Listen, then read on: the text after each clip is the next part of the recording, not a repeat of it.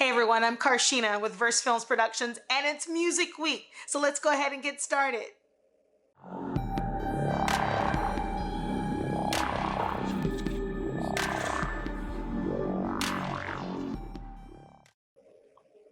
You know it and I know it. Let's start today with Jaws. There is a creature alive today which has survived millions of years of evolution, without change, without passion, without logic. It lives to kill, a mindless eating machine. It will attack and devour anything. Try to imagine meeting the devil with Jaws. See it before you go swimming. You'll never go in the water again. When a killer shark unleashes chaos on a beach community off Long Island, it's up to a local sheriff, a marine biologist, and an old seafarer to hunt the beast down. Director Steven Spielberg and writer Peter Benchley bring you Jaws. It's a hot summer on Amity Island, a small community whose main business is its beaches. When new Sheriff Martin Brody discovers the remains of a shark attack victim, his first inclination is to close the beaches to swimmers. This doesn't sit well with Mayor Larry Vaughn and several of the local businessmen. Brody backs down to his regret as that weekend a young boy is killed by the predator. The dead boy's mother puts out a bounty on the shark, and Amity is soon swamped with amateur hunters and fishermen hoping to cash in on the reward. A local fisherman with much experience hunting sharks, Quint, offers to hunt down the creature for a hefty fee. Soon, Quint, Brody, and Matt Hooper from the Oceanographic Institute are at sea hunting the great white shark. As Brody succinctly surmises after their first encounter with the creature, they're going to need a bigger boat. Let's move on to the music of Jaws. As one of the best known, awarded, and financially successful composers in U.S. history, John Williams illustrating why he is America's composer time and again. With a massive list of awards that includes over 52 Oscar nominations, 5 wins, 20 gold and platinum records, and a slew of Emmys, 2 wins, Golden Globe, 3 wins, Grammys, 25 wins, National Board of Review, including a Career Achievement Award, Saturn, 6 wins, American Film Institute, including a Lifetime Achievement Award, and BAFTA, 7 wins, citations, along with honorary doctorate degrees numbering in the teens. Williams is undoubtedly one of the most respected composers for cinema. He attended both UCLA and the Los Angeles City College, studying orchestration under MGM musical associate Robert Van Epps, and being privately tutored by composer Mario Castelnuovo Tedesco, until conducting for the first time during 3 years with the U.S. Air Force. During the 1970s, he was known as the King of Disaster Scores. With Spielberg reunited with Williams on Jaws in 1975, they established themselves as a blockbuster team. The composer gained his first Academy Award for original score, and Spielberg promptly recommended Williams to a friend, George Lucas, and the rest is musical history. When composer John Williams originally played the score for director Steven Spielberg, Spielberg laughed and said, "That's funny, John, really, but what did you really have in mind for the theme of Jaws?" Spielberg later stated that without Williams' score, the movie would only have been half as successful, and according to Williams, it jump-started his career. Composer John Williams conducted the orchestra during the 1976 Academy Awards, so when it was announced that he won the Oscar for Best Score, he had to run up to the podium to accept his Oscar and then run back quickly to continue conducting the orchestra.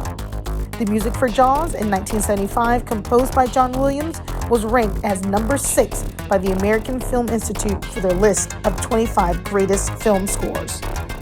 And here are some fun facts about Jaws, the movie. Jaws is the movie that made Steven Spielberg's career, and it's among his finest. It's easy to forget because of his enormously successful blockbusters that Spielberg is a phenomenally skillful and artful director of. His timing is superb. He mixes horror with comedy to brilliant effect. He gets great performances out of his actors, and his love for special effects has never overwhelmed his understanding of the importance of story and character. That said, the most brilliant aspect of Jaws was a serendipitous accident. The special effects team had yet to fully troubleshoot Bruce, the mechanical shark, by the time filming was to begin. Under tight budget restraints and enormous studio pressure, Spielberg had no choice but to press on while his crew labored vainly to make the shark work in the cold and corrosive North Atlantic seawater. To compensate for the absence of the non-functional fake shark, Spielberg used shots from the shark's point of view and John Williams' famous two-note theme to create the illusion of the shark's presence in the early scenes.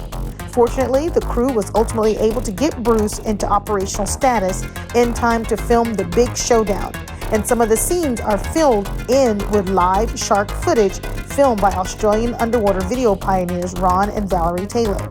Consequently, the audience's fear is magnified by the fact that, for the majority of the film, they cannot see the shark creating suspense towards the climax of the confrontation between man and beast on Quint's fishing boat.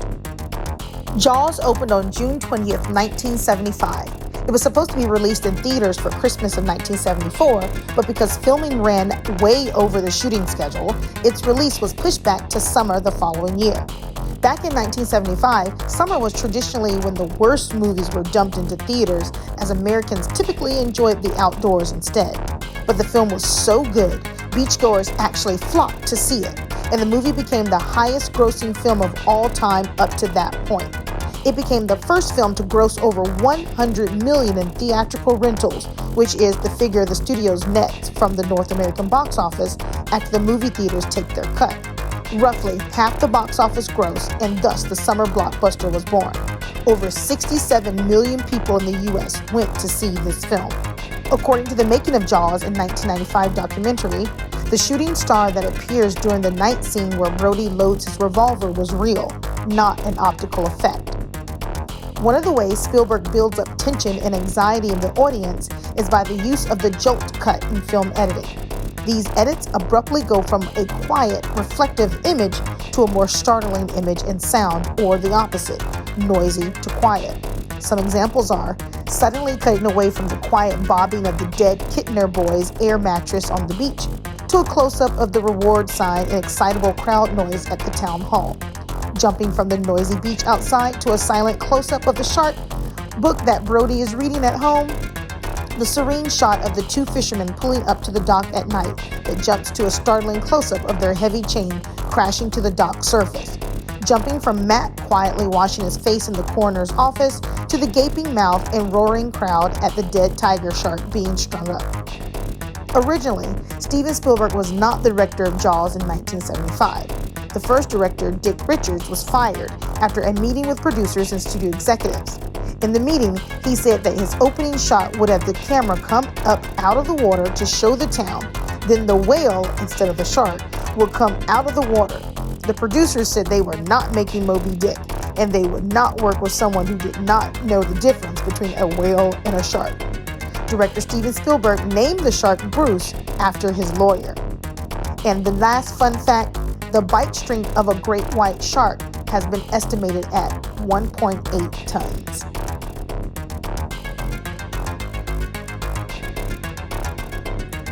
Jaws stars Roy Scheider as Brody, Robert Shaw as Quint, Richard Dreyfuss as Hooper, Murray Hamilton as Vaughn, Lorraine Gray as Ellen Brody, Carl Gottlieb as Meadows, Chris Rebello as Michael Brody, Jay Mello as Sean Brody, Jeffrey Voorhees as Alex Kittner, and Peter Benchley as the interviewer.